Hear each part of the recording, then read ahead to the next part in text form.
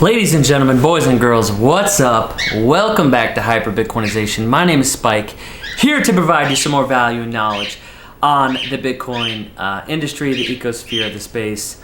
And today, I want to talk about the question that, for maybe younger folks like myself, I'm 27 by the way, and anybody younger, and not all of us are gonna know that easy question, but there's a lot of individuals who are older than me that are gonna be getting exposed, of course, to the Bitcoin, hyper-Bitcoinization in the next 5, 10, 15, 20 years, right?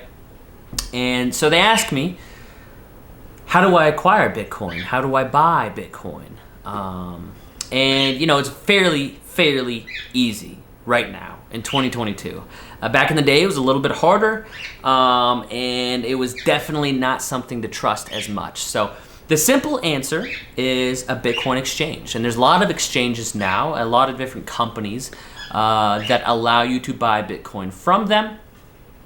A lot of those companies are companies that I've used for a long time. I've used Coinbase, I've used Gemini, Robinhood recently allowed to be able to purchase Bitcoin.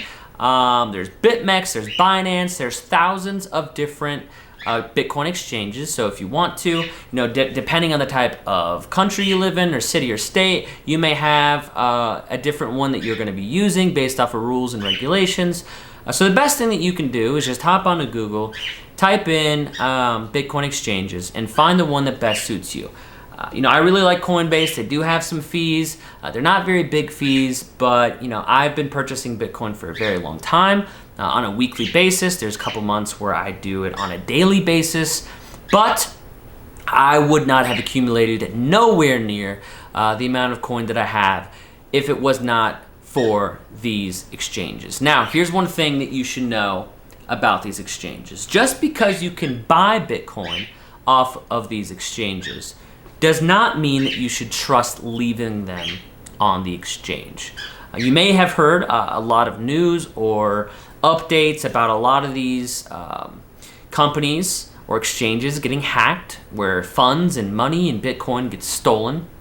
The best way to explain this is it's not like the actual Bitcoin system or software or network got hacked. That's never the case. And virtually impossible to happen.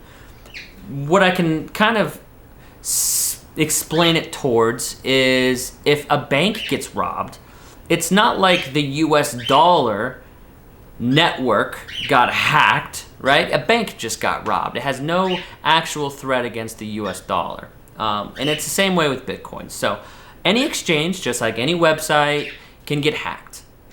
If your Bitcoin or any of your cryptocurrency for that matter is on an exchange, you have the vulnerabilities of that Bitcoin being hacked, getting stolen from you.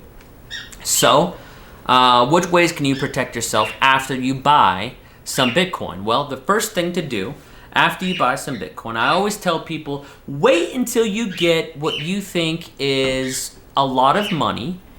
And that's different for everybody. Some people think $300 is a lot of money. Some people think $1,000 is a lot of money. Whatever your price may be. And I usually tell people anywhere from $500 to $1,000. Once you accumulate that much amount in US dollars, for Bitcoin, that's when you want to think about getting a wallet. And most specifically, a cold storage wallet. There's a lot of wallets in existence. The hot wallets are wallets you can have on your app. On your phone. They're just applications you can download, and most of those are connected to the internet, which, once again, faulty. It's not secure. People can hack it, and they can steal your coins. So the most successful way is to get a cold storage wallet where those wallets are not connected to the internet. I myself use a Ledger. Sorry, I'm not at the studio right now. I'd show it to you. But go to Ledger's website and buy one. They're pretty freaking cheap. I know that the oldest model they have, I think, is $60. They come in all sorts of different colors now, which I never got when I first got into this space. So at this point in time, I'm just buying Ledgers for the colors. I don't even need 16 different Ledgers. I just buy them because I want a different color. And I use each wallet for something different. But definitely buy a cold storage wallet. That is the way that you can take your Bitcoin off of the exchange you bought it from. You send it to your wallet address that is in that wallet. All your Bitcoin, all your private keys, that's actually stored inside of the blockchain. But basically, you would send that Bitcoin to your private keys that are inside of that cold storage Ledger wallet. There's a lot of different ones. There's a Trezor. There's plenty of them getting invented and created all the time. I'll never stray away from Ledger. They've always done me right. There's nothing wrong with their system, anything like that. It's the most secure that I've played with. Besides the Cold Card, of course. If you haven't checked out Cold Card, check those out. Those are a lot more expensive. But Ledger's also got, I think it's like a $150 one. It's their newest Ledger. And they definitely help a lot. So buy Bitcoin, buy it on exchanges, find somebody who just wants to trade with you. I pay my barber in it, right? You can acquire Bitcoin in many different ways, just through trade or buying through an exchange. I apologize for the bird if you guys are hearing all that whistling in the background.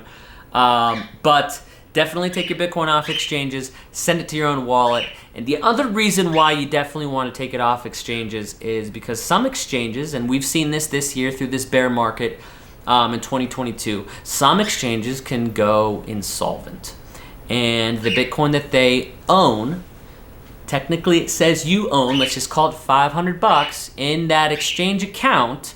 When you log in, if that exchange were to go under, if they didn't have money to pay their bills, if they needed to get themselves out of bankruptcy or make them more solvent or liquid, they're going to end up taking the Bitcoin that you have that you think is yours because they need the money for it. So if it's on an exchange, it's not yours, not your keys, not your coins. That's the phrase we say in the space.